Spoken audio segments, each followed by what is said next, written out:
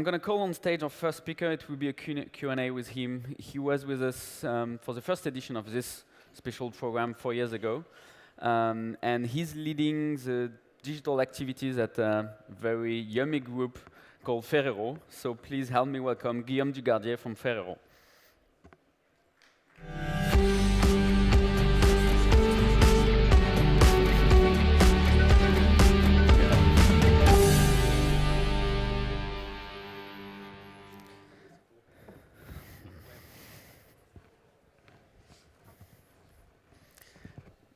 I think you're like a startupper. You're like you're sure like a startupper. You know, they all have all the brands on them, and it's unusual for brands to do the same. So it's good you're doing it. So it's very corporate for you.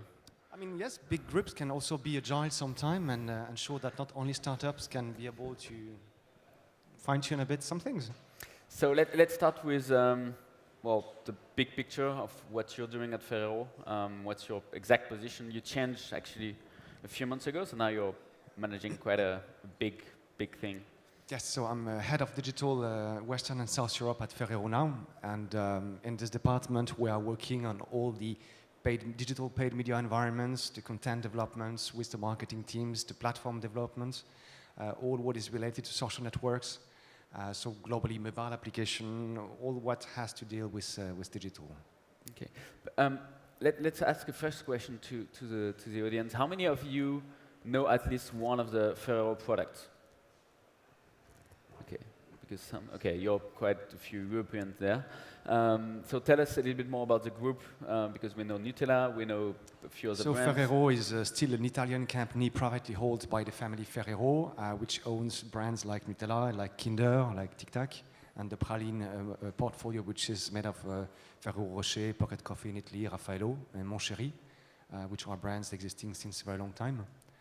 And Ferrero in France, because we are in France here, has 1,200 people, turnover on worldwide level, which is at 8.3 billion. And in France, we are producing Nutella. You have each day 800,000 Nutella jars, which are produced close to Rouen, and also 2.5 million Kinder Bueno per day. Quite a few. Last time you were here, we had this social media track, so we were mainly focusing on the conversation about social media, especially because you were one of the, I don't know if it's still the case, but you are very big on social media. How has it evolved for the past 4 years? So we still have quite a massive presence on social networks, which is not driven by us, because all our fans are really collecting themselves genuinely around our brands. So we have in France indeed probably the first page with more than 3.4 million fans. But as we all know, it's not a question of having the biggest page. It's much more about really what we are able to make happen there. But globally, Ferrero has something like 80 million fans with all these brands. 80? 80 million fans. If you take Nutella, if you take Kinder, if you take Ferrero Rocher, all these fans together are starting to give quite an amazing volume of fans, which is very challenging for us, because the idea is really to make sure we are able to connect with them, to bring them something interesting or good value. They started this story online before we jumped in, so the main challenge for us was to make sure we would be able to attractive content for them and making sure we can provide something of value. So your main obsession for this page is to provide them with content so that they keep being engaged with the page? Yes, I mean, it's difficult because you really have to be there every day for all these brands. So you need to make sure you have content which fits with this audience. And it's very challenging because there are numerous people there. And you want to make sure you are able to provide them with something which fits with the brand DNA and at the same time with what they are looking for.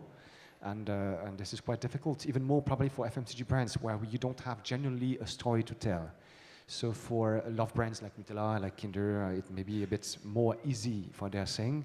But it's still the traditional gap between what marketing people would like to be able to say about the brands and what the customers are expecting to get from us. And how do you make the bridge between this challenge and what we can talk about, where we are legitimate to talk, and how this story can happen. Okay, just one thing for the technical. We're going to take questions just after this, so let's keep this for later, if you don't mind.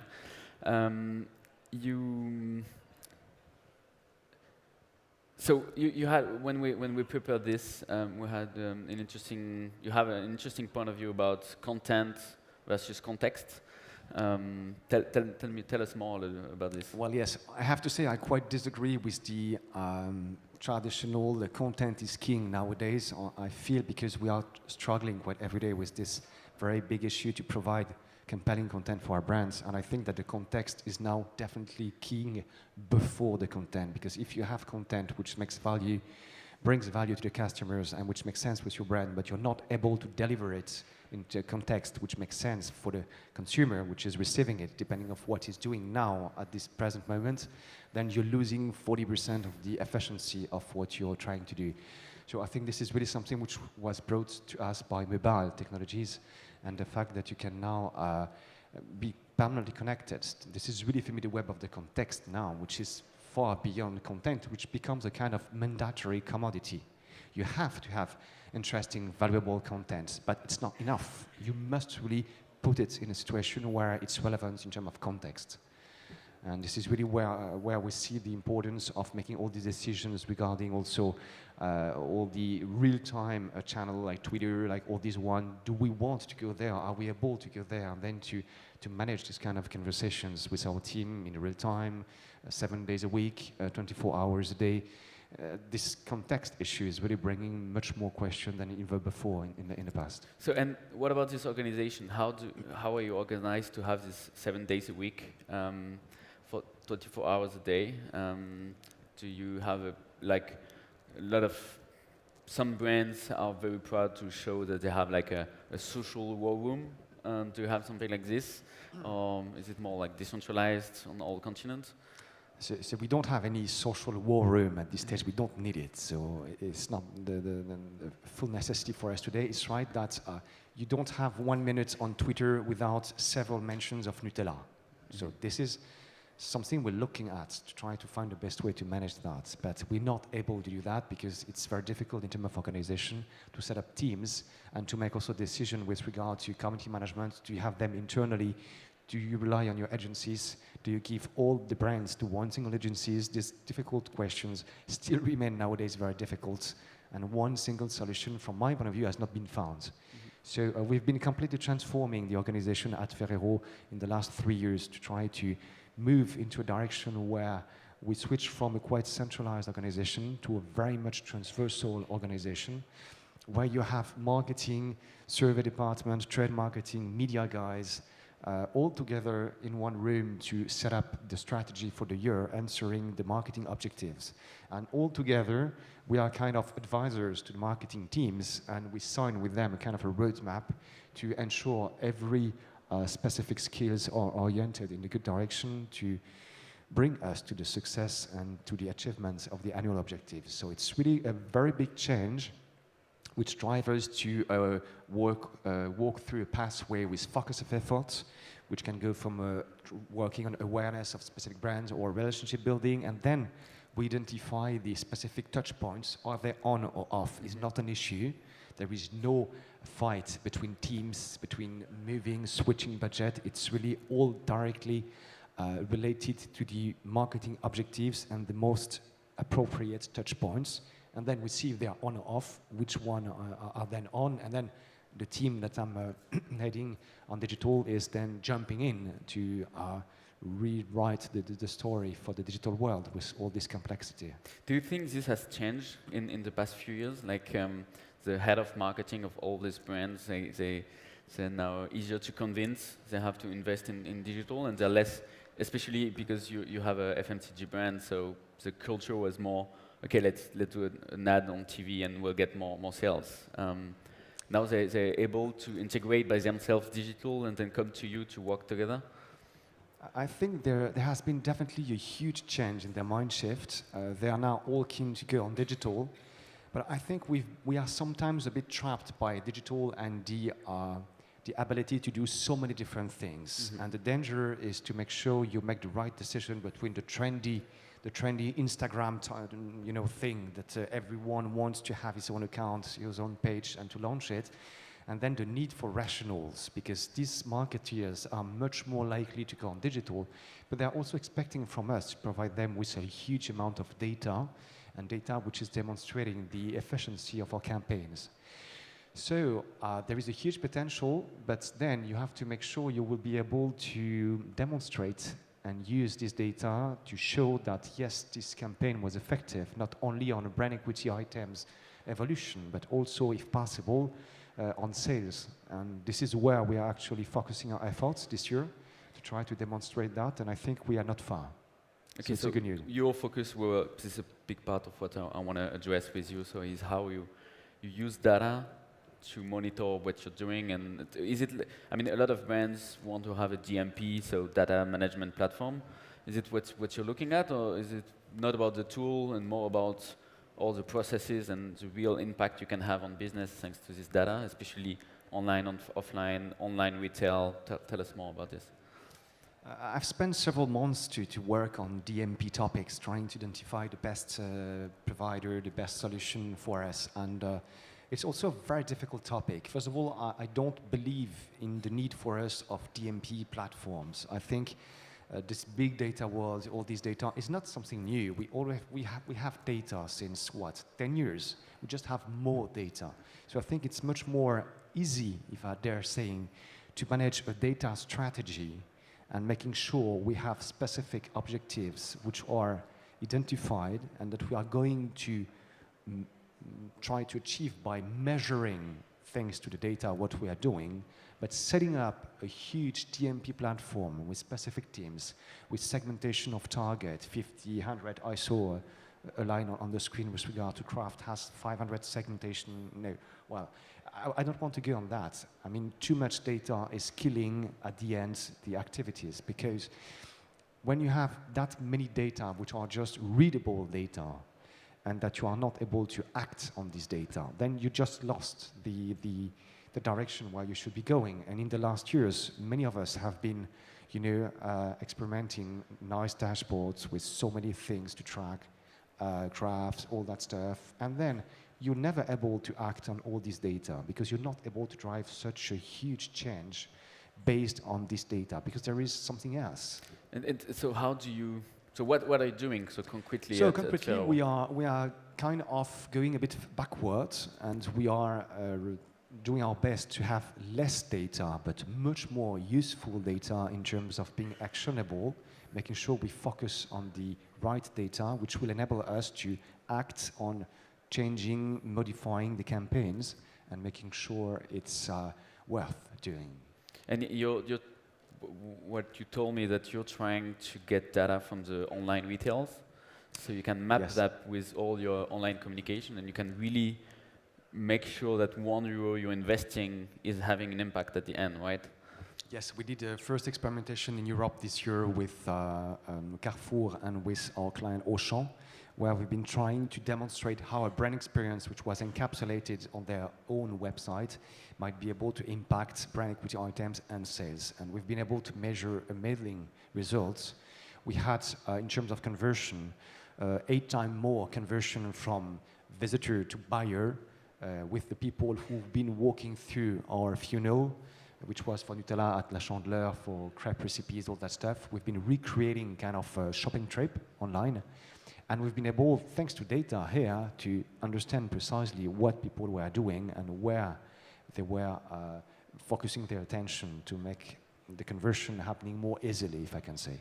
So a huge improvement for us, very important learnings.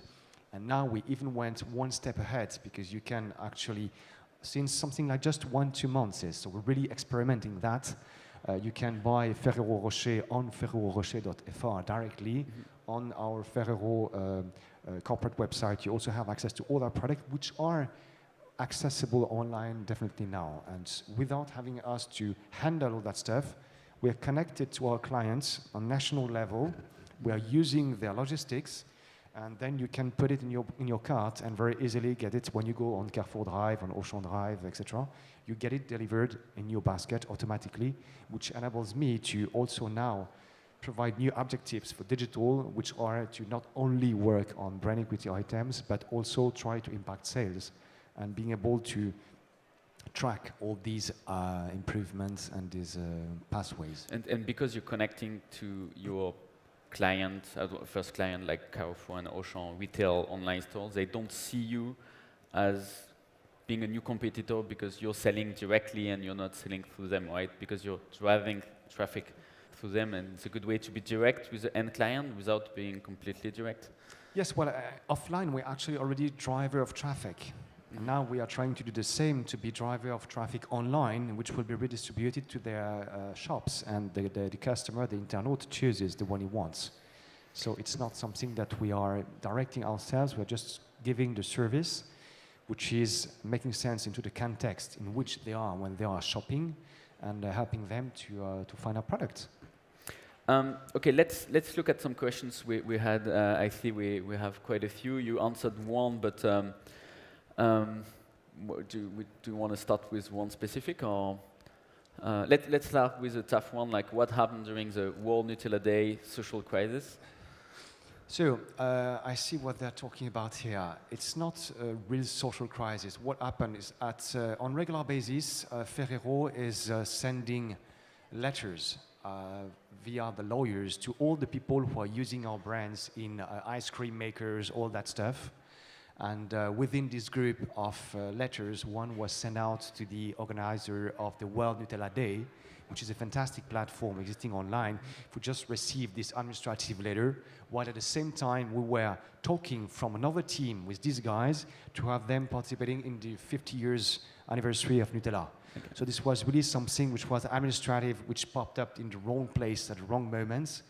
And in fact, these two ladies, who are Italian ladies living in the US behind the World Nutella Day, have been joining us for this Nutella 50 years birthday, which is this year. We have been launching a nice platform, nutellastories.com, where consumers have been able to upload a souvenir that they had in the past years with Nutella, videos, pictures, stories, all that stuff. And this is the only thing which happened there, so it was really limited and just a misunderstanding. And just in a question in addition to that, regularly on the internet we see video about what's inside the Nutella, so that it might be more fat than what we think, what we believe. Does it have an impact on the brand? It has had a very important impact for me, because it allows us to launch a full website dedicated to Nutella, which is in France, nutellaparlons-en.fr, which has been a good opportunity to explain the products, all the ingredients with full transparency, the process of getting these ingredients. And I have to say this is really something which is 100% limited to France. In all the other countries of the world, there is no question with regard to ingredient in this way. So we've set up a full website for that, and then we've been able to give this information to our customers. Mm-hmm. I have to say this is definitely not the place where we have the more traffic, definitely not. So it's really not comparable to any other online space we have, absolutely not comparable. But this information is available here for those who want to have it. And when we have questions on Facebook, we redirect people there, and they find all the answers to their questions. Okay. Let's make sure we cover the question that was upvoted the most. So how will you use social media to increase demand? It's a tough question, but like in just a few points, what are your key tactics? Well, you know, we are so strong in television. Our products are existing since for Nutella 50 years. We don't need digital to impact Nutella sales. We are not looking at digital for that. Mm-hmm. We will be in the future. Nowadays, our mission with digital is much more about providing people contents which are useful in the moment where they get it. Just because when you have so many recipes, so many contents, which is published by internauts online, I think the bigger thing we have to do is showing them that we're able to listen to that, to connect with them, and to engage. So the big challenge for us is really this one, being legitimate to engage on our brands with this huge volume of contents published anywhere online. So is it not in contradiction to the fact that you're trying to drive traffic from your website to online retailers so that people will buy your products? No. You're not trying to drive traffic from social media to your website? Not that much? It's just a question of story and of timeline. For the last 8 years, we've been trying to set up all this organization, to connect with people, to provide them with all these experiences online.